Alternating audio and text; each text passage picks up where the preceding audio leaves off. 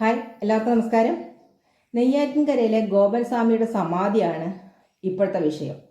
വരും ദിവസങ്ങളിൽ കേരളം ചർച്ച ചെയ്യുന്ന ഒരു വിഷയമായിരിക്കും ഇതെന്ന് തോന്നുന്നുണ്ട്. ഇദ്ദേഹം സ്വാഭാവികമായിട്ട് മരണപ്പെട്ടതായാലും ശരി, ഇദ്ദേഹത്തെ കൊന്നതായാലും ശരി, വരും ദിവസങ്ങളിൽ കേരളം ഇതിനെക്കുറിച്ച് ചർച്ച ചെയ്യും. കാരണം നമ്മൾ മുൻപൊന്നും കേട്ടുകേഴ്വി ഇല്ലാത്ത വിധത്തിലുള്ളൊരു സംഭവമാണ് അവിടെ നടന്നിരിക്കുന്നത്. അപ്പോൾ ഒരാൾ ആയി എന്ന് പറയുകയാണെങ്കിൽ, സമാധിയായി എന്ന് പറയുമ്പോൾ നമുക്കറിയാം, മുമ്പ് പല സന്യാസിമാരും അങ്ങനെ സമാധിയായിട്ടുണ്ട്. ആ സമാധി എങ്ങനെയാണ്?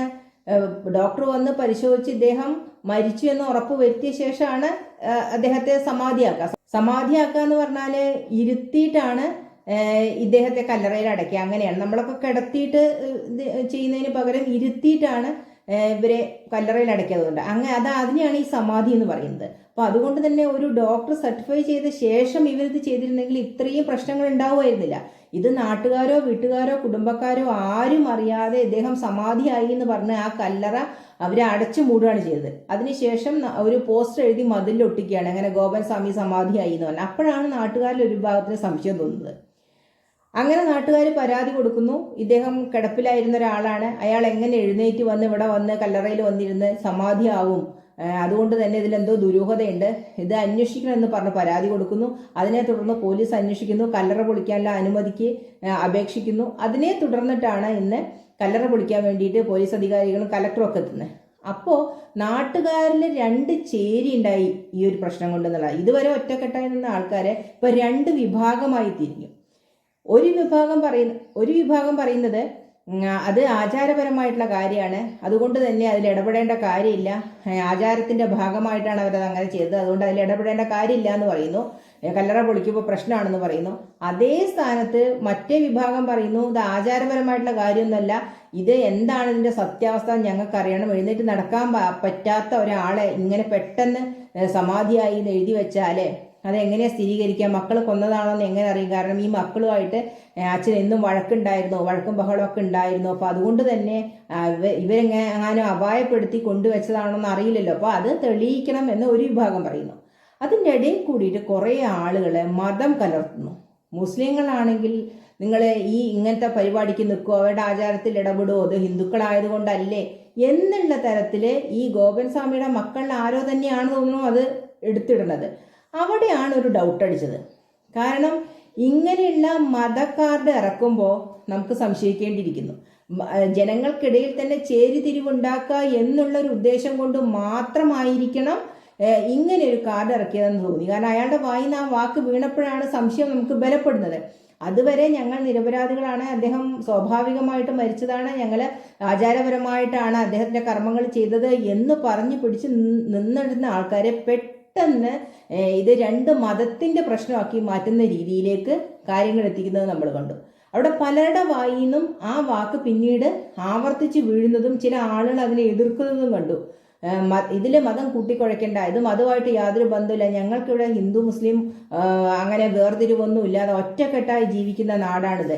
അപ്പോൾ അതുകൊണ്ട് തന്നെ അങ്ങനെ മതം ഇതിലേക്ക് വലിച്ചഴിക്കേണ്ട കാര്യമില്ല, അങ്ങനത്തെ വർത്താനം ഇവിടെ പറയരുത് എന്ന് പറഞ്ഞ് ചില ആളുകൾ ദേഷ്യപ്പെടുന്നത് നമ്മൾ കണ്ടു. അത് വളരെ സത്യമായിട്ടുള്ളൊരു സംഭവമാണ്. ഇത് അവരുടെ കുടുംബത്തിന്റെ മാത്രം വിഷയമാണ്, നാട്ടുകാരെ ബാധിക്കുന്നതൊന്നുമല്ല, അവരുടെ കുടുംബത്തിന്റെ മാത്രം വിഷയമാണ്. ആ വിഷയത്തെ അതെന്താണ് അവിടെ നടന്നത്, സത്യം എന്താണെന്ന് ലോകത്തിന് അറിയണം, നാട്ടുകാർക്ക് അറിയണം. അത് അറിയാനുള്ളൊരു ശ്രമത്തിന്റെ ഭാഗമാണ്. അതിനെ മതത്തിന്റെ വേർതിരിവ് വെച്ചിട്ട് കൈകാര്യം ചെയ്യണത് ശരിയല്ലാത്ത നടപടിയാണ്.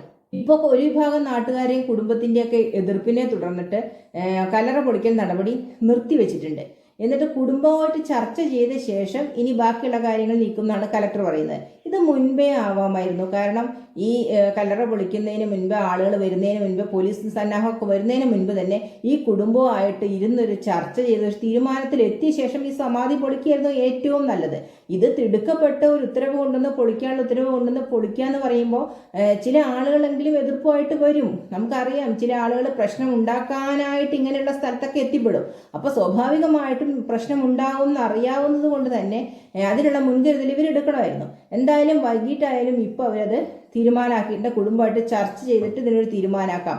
അങ്ങനെയാണെങ്കിൽ ആ പോസ്റ്റ്മോർട്ടം നടപടികൾ അവിടെ തന്നെ ആ സമാധി സ്ഥലത്ത് വെച്ച് തന്നെ നടത്തിയിട്ട് അവരുടെ ആചാരമൊന്നും തെറ്റിക്കാത്ത രീതിയിൽ അവിടെ തന്നെ എന്താ വെച്ചാൽ കൈകാര്യം ചെയ്യാവുന്നതേ ഉള്ളൂ. കൊലപാതകമാണോ അല്ലയോ എന്ന് മാത്രം നമുക്ക് അറിഞ്ഞാൽ മതി, വേറൊന്നും അറിയേണ്ട കാര്യമില്ല.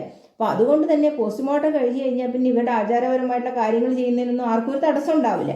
അത് അവിടെ ഇവരുടെ തന്നെ സമ്മതത്തോടു കൂടി ചെയ്യുമെന്ന് തന്നെയാണ് വിശ്വാസം. കാരണം ചെയ്യാതിരിക്കാൻ കഴിയില്ല.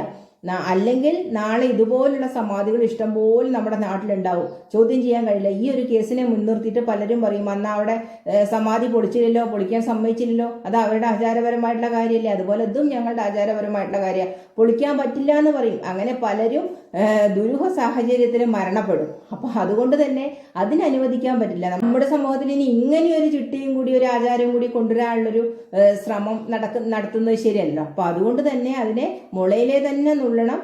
അതുകൊണ്ട് തന്നെ ഇതിൻ്റെ സത്യം പുറത്തു വരേണ്ടത് അത്യാവശ്യമാണ്. അത് പുറത്തു വരിക തന്നെ ചെയ്യും. അങ്ങനെ ആയാൽ ഇത് കേരളം ചർച്ച ചെയ്യും. കാരണം ശരിക്കും മരണപ്പെട്ടതാണെങ്കിൽ ഇവരുടെ ആചാരത്തിൽ കൈകടത്തി, അവരുടെ വിശ്വാസങ്ങൾ കൈകടത്തി, ഇത് അവരുടെ ഇങ്ങനെ ഹിന്ദുക്കളുടെ പ്രശ്നമായതുകൊണ്ടല്ലേ എന്നൊക്കെ പറഞ്ഞുകൊണ്ട് പല ഭാഗത്തു നിന്നും പലതരത്തിലുള്ള ചർച്ചകൾ വരാനുള്ള സാധ്യത കൂടുതലാണ്. അല്ല, കൊലപാതകമാണെങ്കിൽ കേട്ടുകേഴ്വി ഇല്ലാത്ത രീതിയിലുള്ള വളരെ ക്ലവർ ആയിട്ടുള്ള ഒരു കൊലപാതകം എന്നുള്ള രീതിയിലും ഇത് ചർച്ച ചെയ്യപ്പെടും. കാരണം ആരും അറിയാതെ പോകുമായിരുന്ന ഒരു കാര്യം കുറച്ച് നാട്ടുകാരുടെ ശുഷ്കാന്തി കൊണ്ട് ഇത് പുറത്തു വന്നു എന്ന തരത്തിലേക്കും ചർച്ച ചെയ്യപ്പെടും. എന്തായാലും വരും ദിവസങ്ങളിൽ ഇനി നെയ്യാറ്റിൻകരയിലെ സമാധിയെക്കുറിച്ച് തന്നെയായിരിക്കും ചർച്ച എന്ന് തോന്നുന്നു. ആ തരത്തിലേക്കാണ് കാര്യങ്ങൾ എത്തുന്നത്. കാരണം കുടുംബം ശക്തമായി എതിർക്കുന്നുണ്ട്, പ്രത്യേകിച്ച് ഭാര്യയൊക്കെ വളരെ ശക്തമായി എതിർക്കുന്നുണ്ട്. അതൊക്കെ കാണുമ്പോൾ നമുക്ക് തോന്നുന്നുണ്ട് എന്തോ എവിടെയോ ഒരു സ്പെല്ലിംഗ് മിസ്റ്റേക്ക് ഇല്ലേ എന്ന് തോന്നുന്നുണ്ട്. അപ്പം അങ്ങനെയാണെങ്കിൽ ഇത് ഉറപ്പായിട്ടും കേരളം ചർച്ച ചെയ്യപ്പെടേണ്ട വിഷയം തന്നെയാണ്.